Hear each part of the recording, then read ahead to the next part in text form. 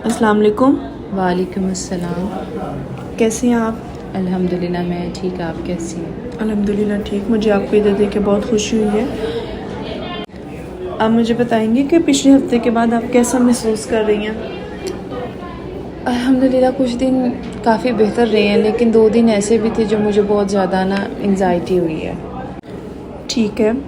Recovery में ना हमेशा हर दिन एक जैसा ही नहीं होता। कुछ दिन होते हैं जो हमारे बहुत अच्छे गुजरते हैं, बेहतर गुजरते हैं, और कुछ दिन ऐसा होता है जो मुश्किल भी होते हैं।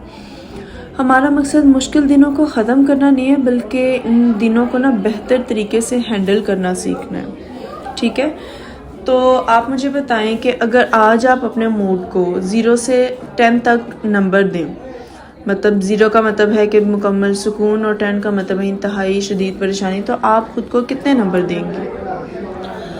आज शायद मैं ख़ुद को 5 नंबर दूँ। Very good. जैसे पिछले हफ्ते आपने मुझे 6 बताया था और आज 5, तो आपके ख्याल में इस तब्दीली की क्या वजह हो सकती है और आपने क्या वजह देखी है इस तब्दीली की? मुझे लगता है कि मैं मतलब जब भी घबराहट होती है, मुझे घबराती हूँ, वो बेचैनी सी लगती है, तो मैं वो जो स्किल्स आप मुझे आपने सिखाए हैं, मैं वो याद करने की कोशिश करती थी, जो भी हमने सीखा था। तो शायद उसको अप्लाई कर किया है, तो उसकी वजह से घबराहट कम हुई है। ठीक है।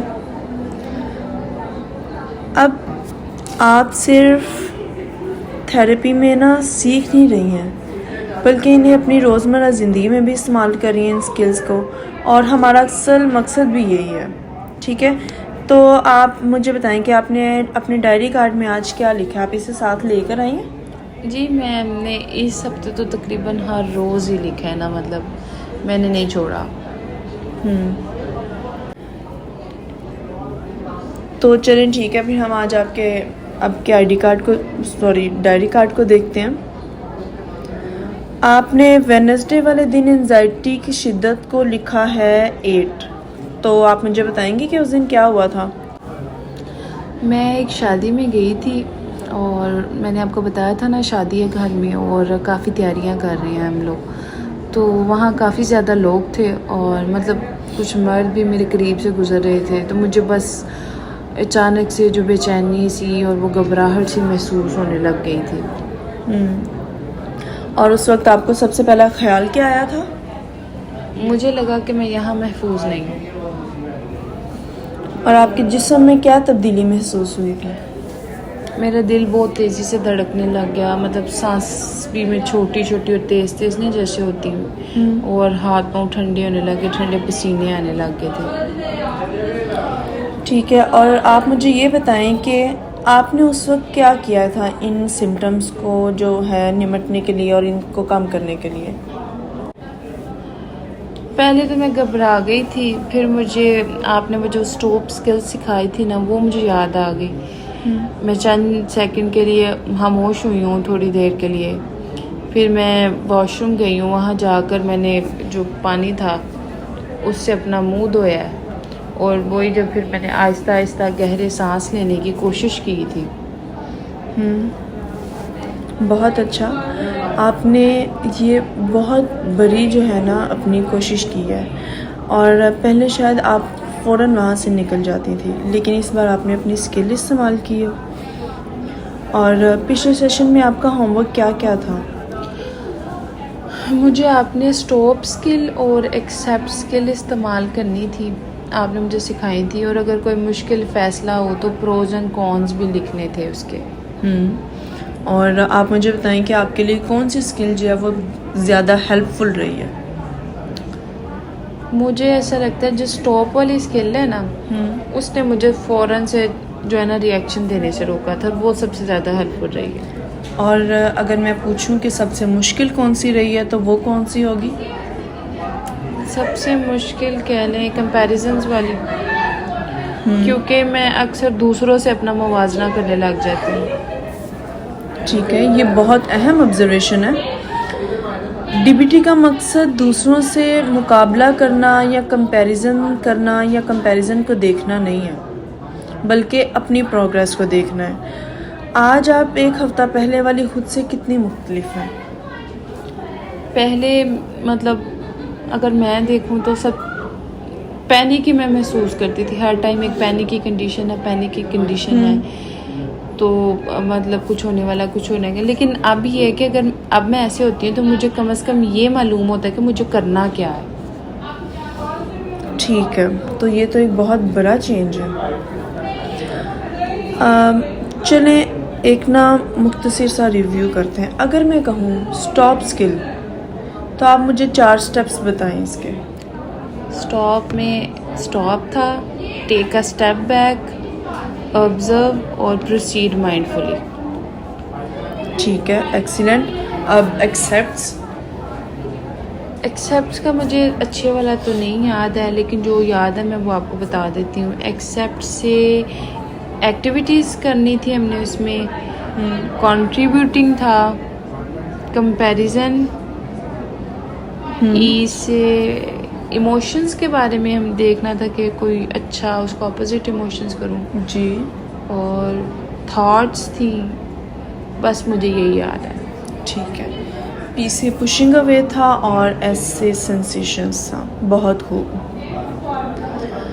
और प्रॉज एंड कॉन्स हमें कब इस्तेमाल करनी चाहिए, आप मुझे बताएं। जब भी मुझे कोई मेरे इमोशंस या किसी भी फैसला करने पे मजबूर कर रही हूँ ना, तो पहले मैं इसके प्रॉज एंड कॉन्स देखूँ, फिर वो फैसला लूँ। बिल्कुल सही। इसके अलावा आप मुझे बताएं कि इस पूरे हफ्ते में अगर देखा जाए तो कौन सा ऐसा टाइम था जो आपके लिए सबसे ज़्यादा मुश्किल था। रात का। जब मैं अकेली होती हूँ ना, तो मुझे माजी की बातें बहुत याद आती हैं। अच्छा, और जब वो आपको बातें याद आती हैं तो आप उनके लिए आमतौर पर क्या करती हैं। पहले का अगर देखा जाए तो मैं सिर्फ रोती रहती थी, मतलब वो याद करके वो एक बेचैनी सी घबराहट सी। लेकिन अब ये है कि अगर वो आती भी हैं तो मैं ना, जो आप डीप ब्रीदिंग की एक्सरसाइज है ना, मैं वो करने लग जाती हूँ ताकि मेरा थोड़ा सा ध्यान डाइवर्ट हो, या मैं वॉक स्टार्ट कर देती हूँ। ठीक है, और उसके बाद तो फिर जैसे पहले याद जैसे आती थी फ़ौरन पैनिक आता था, तो पहले जितना पैनिक नहीं रहता। एक्सीलेंट। इसका मतलब है कि स्किल्स जो हैं अब वो आहिस्ता आहिस्ता आपकी रोज़मर्रा ज़िंदगी का हिस्सा बन रही हैं और ये हमारे काम आ रही हैं। आज तक हमने ऐसी स्किल्स सीखी हैं जो क्राइसिस के वक्त हमें ख़ुद को संभालने में मदद देती हैं। लेकिन बाज़ औक़ात ऐसा भी होता है कि हम स्किल इस्तेमाल कर लेते हैं, फिर भी तकलीफ़ कुछ देर तक ना मौजूद रहती है और हमें महसूस होती रहती है। ऐसे वक्त में हमें एक और तरीके की ज़रूरत होती है। आज जो है ना, हम एक और नई स्किल सीखेंगे जिसका नाम है इम्प्रूव द मोमेंट। इस स्किल का मकसद बिना मसले को ख़त्म करना नहीं होगा, बल्कि मुश्किल लम्हे को इस तरह गुजारना है कि हम खुद को मज़ीद नुकसान ना पहुंचाएं और अपने आप को मज़ीद नुकसान से बचा सकें। और इसमें हम सीखेंगे कि किस तरह अपने जहन, जिस्म और जज्बात को हमने इस लम्हे में थोड़ा ज़्यादा महफूज और पुरसकून महसूस करवाया जा सकता है जब भी हमें कोई तकलीफ़ दा लम्हा हो हमारे लिए।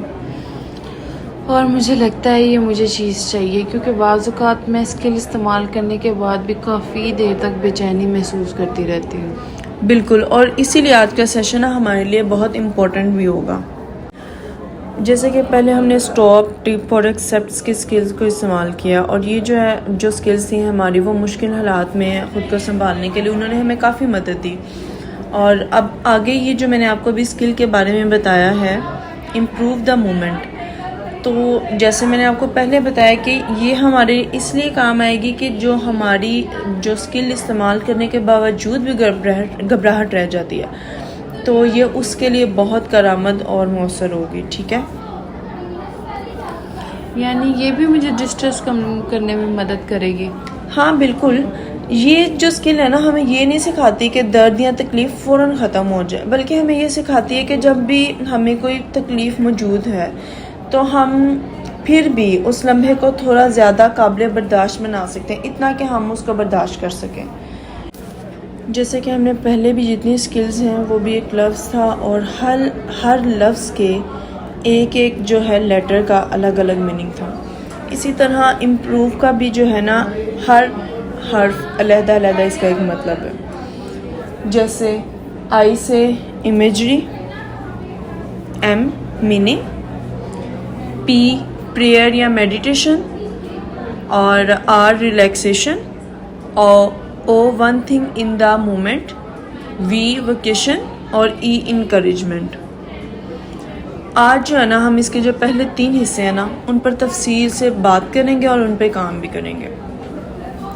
आई इमेजरी का मतलब है कि आपने अपने जहन में ना एक इमेज लानी है, उसको हमने एज अ स्ट्रेंथ इस्तेमाल करना है।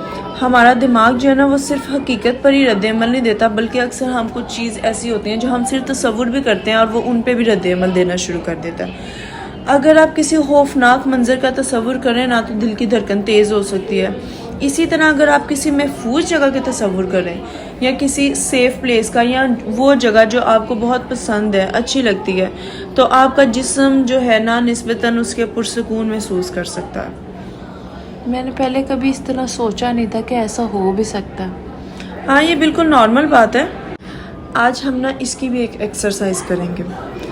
अगर किसी भी टाइम, किसी भी लम्हे आपको बेचैनी महसूस हो तो आप मुझे उस टाइम पे ना फ़ौरन बता सकती हैं, ठीक है? अब हम जो है ना सेफ़ प्लेस इमेजरी एक्सरसाइज कर रहे हैं। अगर आप कंफर्टेबल हो तो आप अपनी आंखें बंद करें, एक गहरी सांस लें और आहिस्ता से बाहर छोड़ें। अब आप तसव्वुर करें कि आप एक ऐसी जगह पर हैं जहां आप मुकम्मल तौर पर महफूज हैं। वो जगह हकीकी भी हो सकती है या सिर्फ आपके तसव्वुर में भी। आपको कौन सी जगह नज़र आ रही है? मुझे एक सबज सा मैदान नज़र आ रहा है। बहुत खूब। अब आप इस मैदान को ज़रा गौर से देखें कि उसके ऊपर आसमान कैसा है। साफ, बिल्कुल साफ है। यहाँ ऐसा लग रहा है जैसे सफ़ेद बादल है। हवा कैसी महसूस हो रही है? ठंडी और बहुत पुरसुकून वाली, मतलब बहुत सुकून दे रही। आपके आसपास कौन सी आवाज़ें आ रही हैं? परिंदों की आवाज़, हवा की आवाज़। अब आप अपने जिस्म पर तवज्जो दें। आपके कंधे कैसे महसूस हो रहे हैं? पहले से हल्के लग रहे हैं। अपनी सांस पर तवज्जो दें। हर सांस के साथ तसव्वुर करें कि सुकून आपके जिस्म में दाखिल हो रहा है और हर सांस छोड़ते हुए तसव्वुर करें कि तनाव बाहर निकल रहा है। अब जब चाहें आप आहिस्ता आहिस्ता आंखें खोल लें।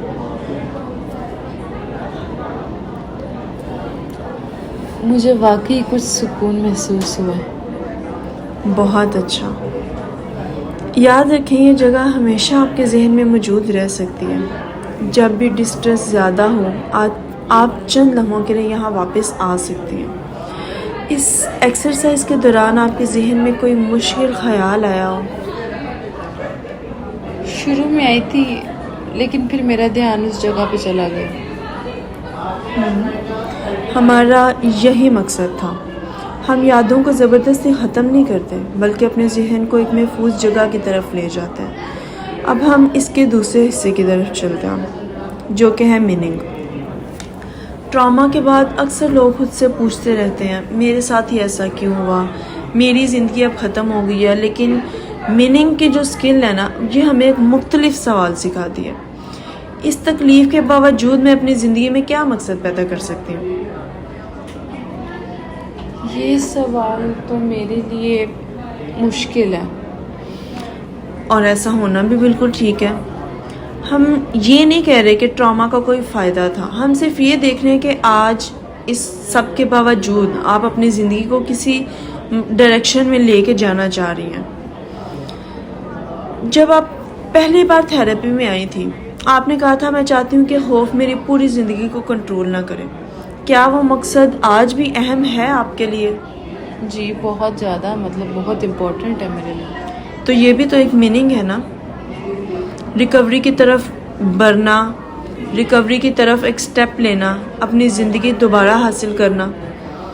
अगर 5 साल बाद आप खुद को देखें तो आप चाहेंगी कि लोग आपको किस नज़र से देखें? आप मुझे इस चीज़ का जवाब दें। मैं चाहती हूँ कि लोग कहें कि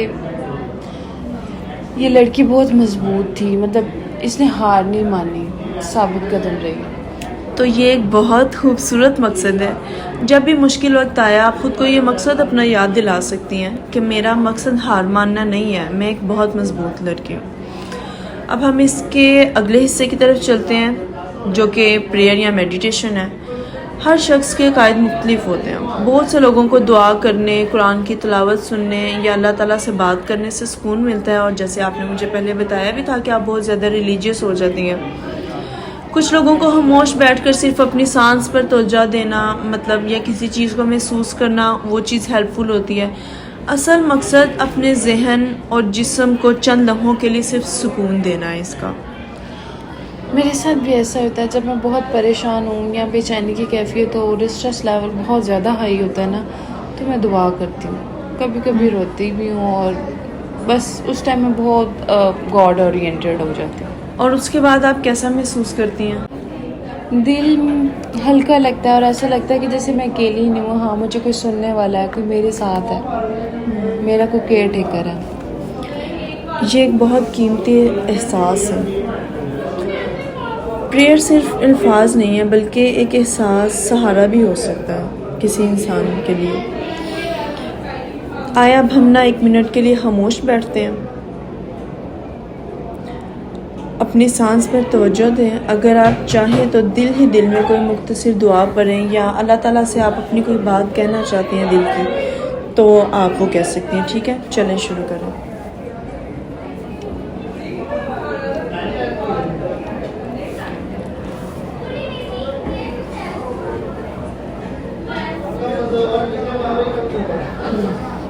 अब कैसा महसूस हो रहा है आपको?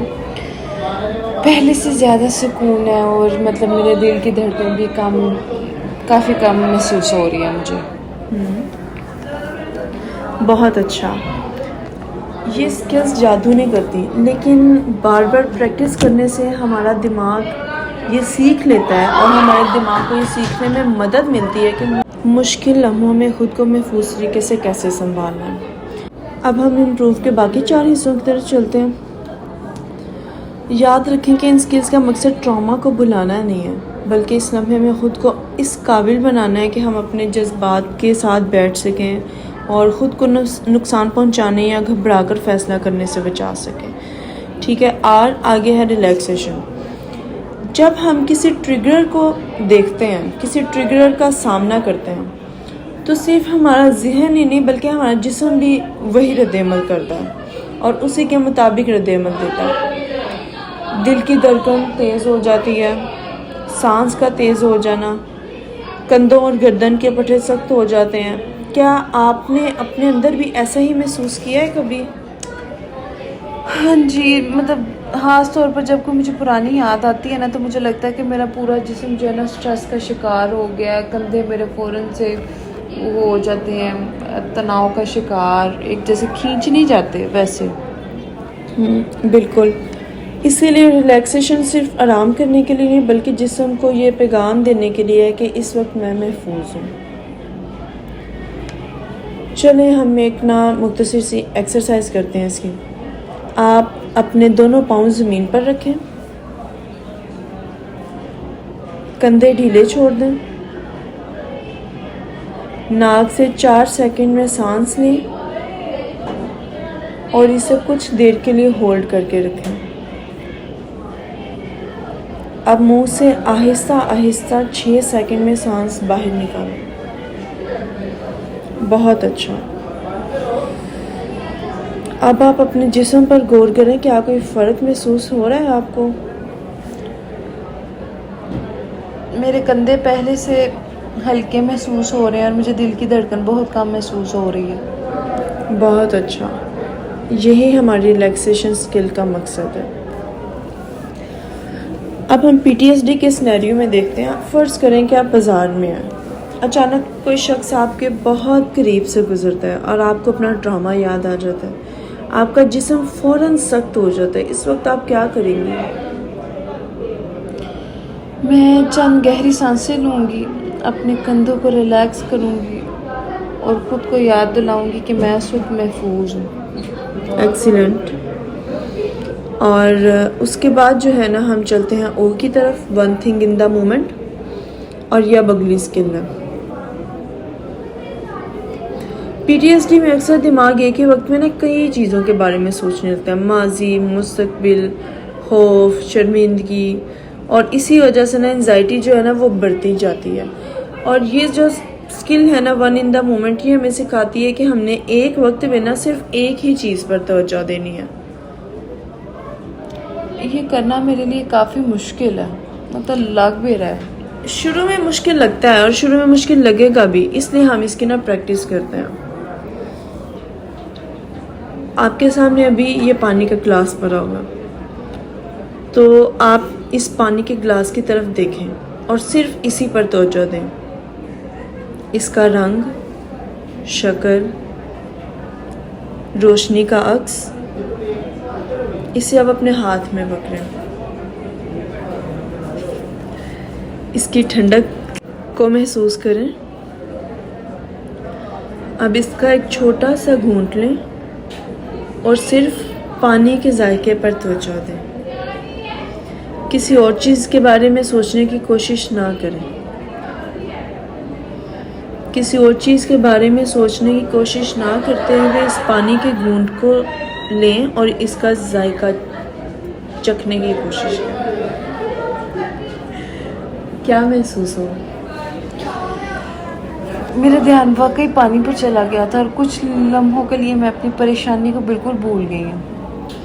बिल्कुल, one thing in the moment इसी को कहते हैं। अब हम रियल लाइफ एग्जांपल लेते हैं। अगर आप घर में बर्तन धो रही हो तो सिर्फ बर्तन धोएं, और अगर चाय बना रही हो तो सिर्फ चाय बनाने पर तवज्जो दें, और अगर नमाज पढ़ रही हो तो सिर्फ नमाज पढ़ने पर तवज्जो दें। मतलब एक वक्त में सिर्फ एक काम, जो काम आप कर रही हो उसे महसूस करके करें। मुझे लगता है कि मेरे साथ ना एक साथ बहुत सी चीज़ों के बारे में मैं सोचती रहती हूँ और करती भी रहती हूँ। ऐसा ही होता है, मतलब स्विच होती रहती है मेरी सोचें। बिल्कुल, ये पीटीएसडी में बहुत आम है, इसीलिए ये स्किल जो है ना हमारे लिए बहुत ज़्यादा फ़ायदेमंद होती है। नेक्स्ट हम चलते हैं वोकेशन। वी से वोकेशन। वोकेशन का मतलब ये नहीं है कि आप लाजमी किसी और जगह छुट्टी पर जाएं, किसी दूसरे शहर जो है आप विज़िट करने जाएं या किसी टूर पे जाएं।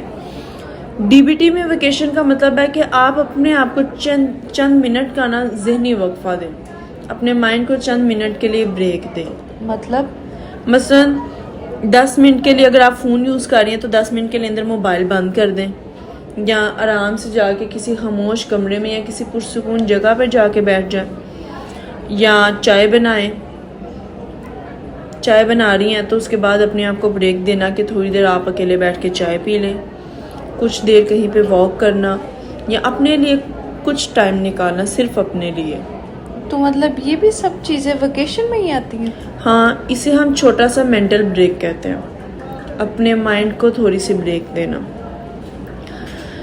आप अपने लिए रोज़ाना 10 मिनट कैसे निकाल सकती हैं? शायद रात को सोने से पहले मैं मतलब छत पर जाकर या बालकनी में बैठ कर कुछ देर बैठ सकती हूँ। बहुत अच्छा।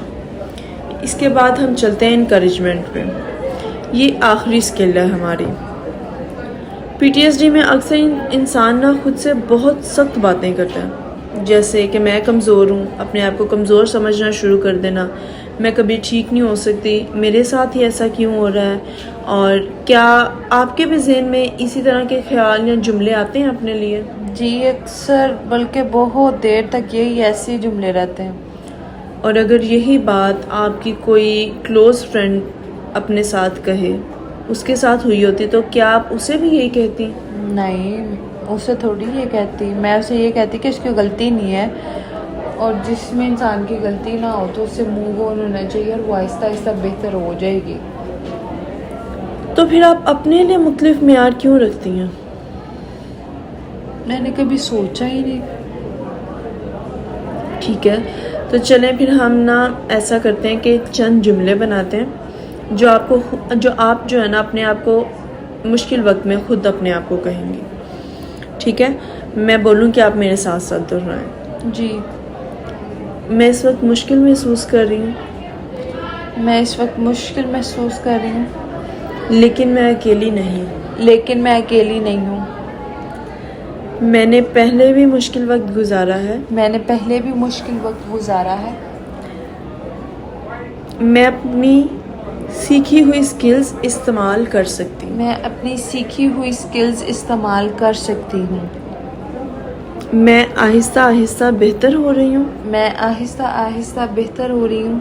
Very good. आप इन जुमलों को अपने पास नोट भी कर सकते हैं और इन्हें याद भी कर सकते हैं।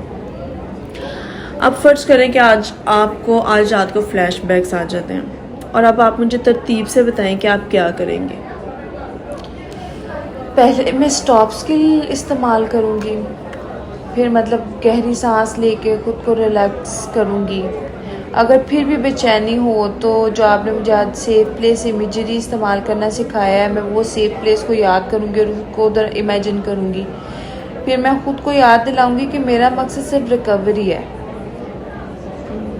और फिर अल्लाह ताला से दुआ करूँगी, दुआएं पढ़ूँगी जो मैं पढ़ती हूँ, कुरान पढ़ूँगी, नमाज़ पढ़ूँगी और सिर्फ उसी टाइम पर तवज्जो दूँगी जो टाइम उस टाइम हो रहा है। ना मैं फ्यूचर की सोच के बारे में सोचूँगी, ना ही पास के बारे में।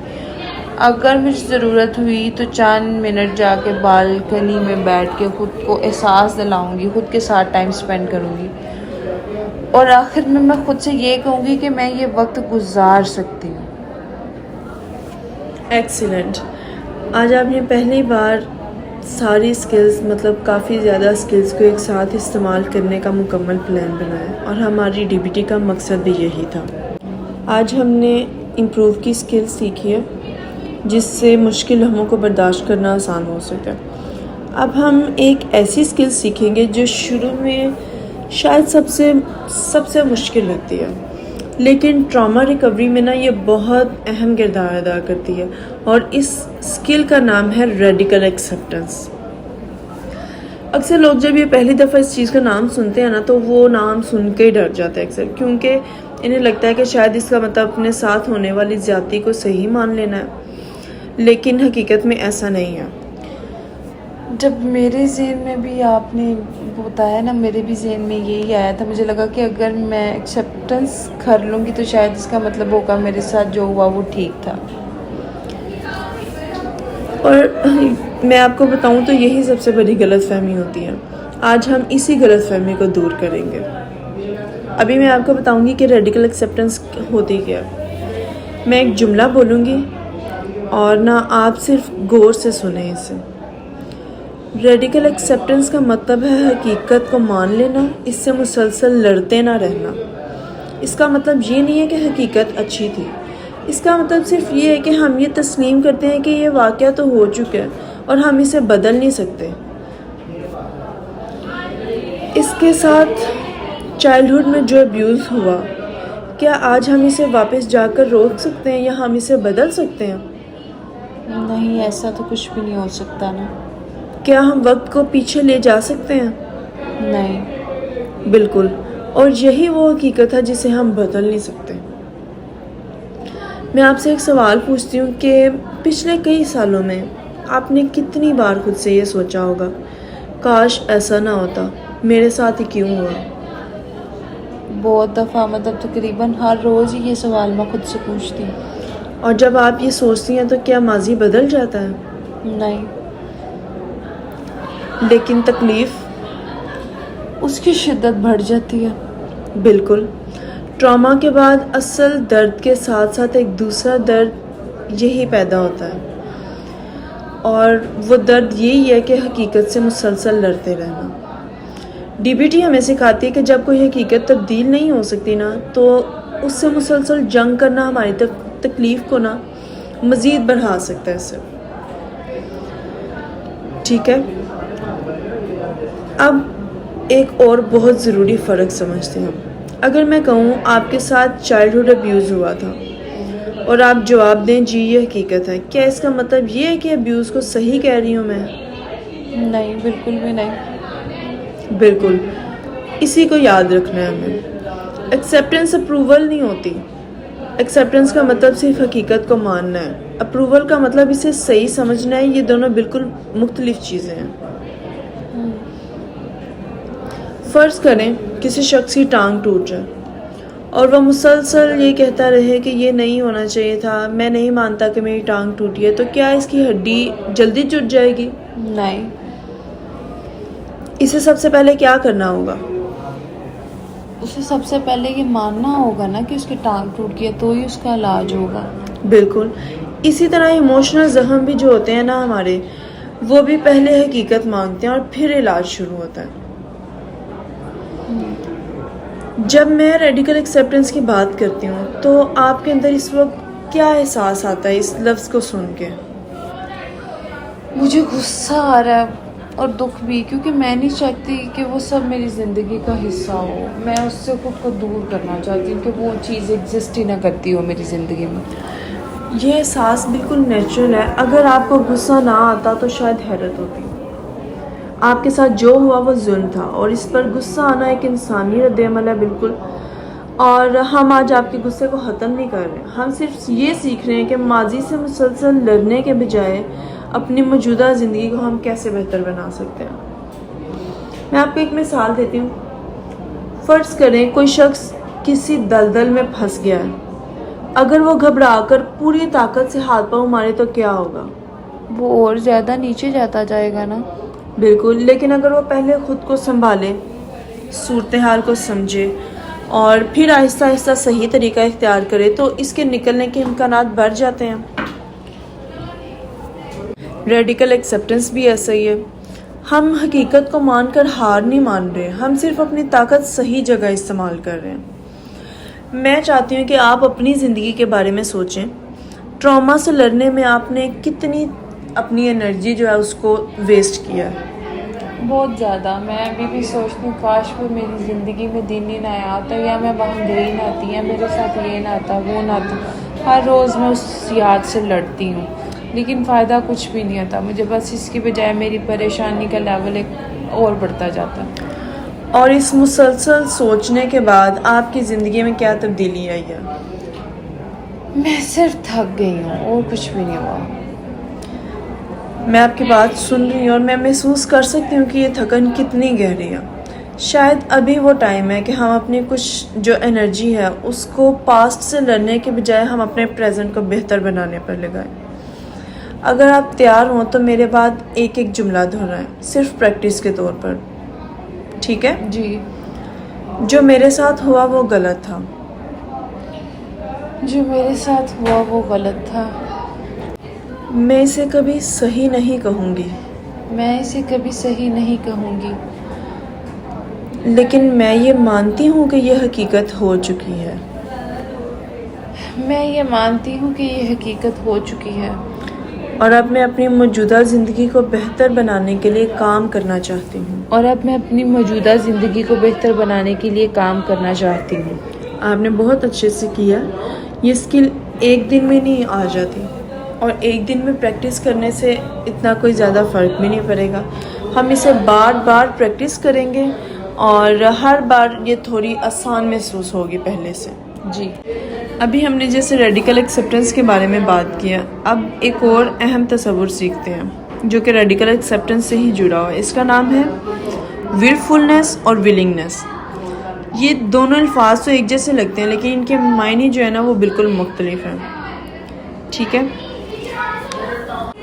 विलिंगनेस का मतलब ये है कि जो हकीकत है उसे मानकर वो कदम उठाना जो मेरे लिए फ़ायदेमंद हो।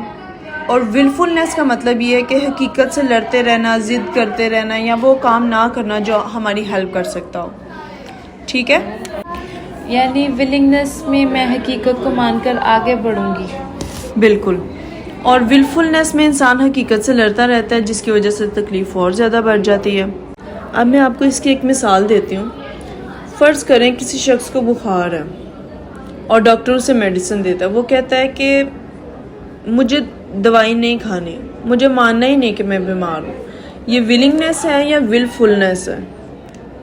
विलफुलनेस। क्यों? क्योंकि वो हकीकत से लड़ रहा है, मान नहीं रहा। बिल्कुल। और अगर वो दवाई ले लेता है, आराम करता है और इलाज पर अमल करता है तो विलिंगनेस होगी वो तो उसकी। बिल्कुल। तो आए अब हम आपकी ज़िंदगी की मिसाल लेते हैं। जब आपको ट्रिगर आता है और आप सोचती हैं मैं कोई स्किल इस्तेमाल नहीं करूँगी, इससे कुछ नहीं होगा, मैं बस रोती रहूँगी, ये कौन सा रवैया है? विलफुलनेस वाला। क्यों? क्योंकि मैं वो काम नहीं कर रही जो मेरी मदद कर सकता है। बिल्कुल। और अगर ट्रिगर आने के बाद आप कहें कि मुझे ये पसंद नहीं है, लेकिन मैं स्टॉप की स्किल इस्तेमाल करूँगी, सांस लूँगी और ख़ुद को संभालने की कोशिश करूँगी, तो फिर ये मेरी विलिंगनेस वाली स्किल होगी। बिल्कुल। तो अब आप मुझे बताएं कि आपके ख्याल में ट्रॉमा के बाद आपकी ज़िंदगी में ज़्यादा विलफुलनेस रही है या विलिंगनेस? शुरू में शायद ज़्यादा विलफुलनेस थी, मैं किसी से बात नहीं करती थी, मदद भी नहीं लेती थी। और अब? शायद मैं आहिस्ता आहिस्ता विलिंगनेस की तरफ जा रही हूँ, क्योंकि मैं थेरेपी में भी आ रही हूँ, मैं होमवर्क भी करती हूँ और जो स्किल्स आप मुझे सिखाती हैं मैं उसका इस्तेमाल भी कर रही हूँ अपनी डेली लाइफ में। एक्सीलेंट। और ये एक बहुत बड़ी प्रोग्रेस है। आज का सेशन हमारे लिए काफ़ी अहम था, क्योंकि आज हमने सिर्फ नई स्किल्स नहीं सीखी बल्कि एक नया तरीका सीखा कि हमने मुश्किल हालात को कैसे देखना है। आज हमने इम्प्रूव द मोमेंट स्किल सीखी। और मुझे आप बताएं कि इसके साथ हिस्से कौन कौन से थे, हम इसे रिपीट करते हैं। Imagery, meaning, prayer, relaxation, one thing in the moment, vacation और सातवां मुझे भूल गया, इनकरेजमेंट। एक्सीलेंट। इनमें से आपको सबसे ज़्यादा कौन सी स्किल जो है ना अच्छी लगी और आपको लगता है कि कौन सी सबसे ज़्यादा फ़ायदेमंद महसूस होगी? मुझे लगता है कि जो सेफ प्लेस, इमेजरी और इनकरेजमेंट है ना, वो सबसे ज़्यादा अच्छी है। जब मैं अपने आप को मस्बत बातें की तो मुझे काफ़ी मुख्तलिफ सा महसूस हुआ है।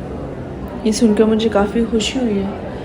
हर इंसान के लिए स्किल्स जो है ना वो मुख्तलिफ स्किल्स ज़्यादा इम्प्रेसिव भी हो सकती हैं या ज़्यादा उसके लिए असरअंदाज हो सकती हैं। ज़रूरी नहीं है कि सब स्किल एक जैसी ही मदद करें। और मैं आपसे कुछ कहना चाहूँगी आपके बारे में कि जब आप पहली बार थेरेपी में आई थी ना, तो आपको लगता था कि आप कभी बेहतर नहीं होंगे। आज आपने सिर्फ स्किल्स इस्तेमाल की हैं बल्कि इनके बारे में ख़ुद भी सोचा है, और सिर्फ इनका इस्तेमाल ही नहीं किया और इनके बारे में सोचा है और आप इन्हें अपनी लाइफ में अप्लाई भी कर रही हैं। तो ये एक बहुत ही अहम प्रोग्रेस है। पहले मुझे खुद पे यकीन नहीं था, लेकिन अब थोड़ा सा मैं उम्मीद महसूस करती हूँ। और यही उम्मीद जो है ना हमारी रिकवरी का आगाज़ होता है। चलें अब हम अपने होमवर्क की तरफ चलते हैं। मैं चाहती हूँ कि इस हफ्ते ना आप 3 काम करें। रोज़ाना कम से कम एक बार इम्प्रूव की स्किल को इस्तेमाल करें। ज़रूरी नहीं कि अगर कोई मसला हो, कोई क्राइसिस हो तो तभी इस्तेमाल करें, आप प्रैक्टिस भी कर सकते हैं, जिसमें जैसे कि safe place, imagery, relaxation, encouragement. और उसके बाद मैं आपसे चाह रही हूँ कि जब भी कोई मुश्किल सूरत हाल आए, अपने आप से सिर्फ एक सवाल पूछें कि इस वक्त मेरी विलिंगनेस बोल रही है या मेरी विलफुलनेस, और फिर आप जवाब लिखें उसका। अगर कोई ऐसी हकीकत हो जिसे आप बदल नहीं सकती, इसके बारे में सिर्फ एक जुमला लिखें। मसलन, मुझे ये पसंद नहीं लेकिन मैं मानती हूँ कि ये हकीकत है। सिर्फ लिखना है, इसे पसंद करना ज़रूरी नहीं है। शुरू में मुझे लगता है शायद मुश्किल हो, लेकिन मैं कोशिश करूँगी। मैं यही चाहती हूँ कि परफेक्ट होना ज़रूरी नहीं है, प्रैक्टिस करना ज़रूरी है। फिर जो पहले की तरह आपने अपना डायरी कार्ड फिल करना है। इस पूरे हफ्ते में ख़ास तौर पर आपने ये चीज़ें नोट करनी है कि आपका ट्रिगर क्या हुआ था, इमोशंस आपके कितने थे, 0 से 10 के दरमियान तक आपने उनको रेट करना है। कौन सी इम्प्रूव की स्किल इस्तेमाल की थी, विलफुलनेस या विलिंगनेस जो है वो दोनों में से क्या आपने इख्तियार किया था, और स्किल इस्तेमाल करने के बाद इमोशन में आपके क्या तब्दीली आई थी। इंशाल्लाह मैं ये सब लिखूँगी। ठीक है। तो आज के सेशन के बारे में आपका कोई सवाल हो या आप मुझसे कुछ पूछना चाहें तो आप मेरे से पूछ सकते हैं। नहीं, मुझे सब कुछ अच्छे से समझ आ गया। इंशाल्लाह मैं इसको अपनी प्रैक्टिकल लाइफ में भी अप्लाई करूँ। ठीक है, इंशाल्लाह हम नेक्स्ट सेशन में मिलेंगे। अब अल्लाह हाफिज़।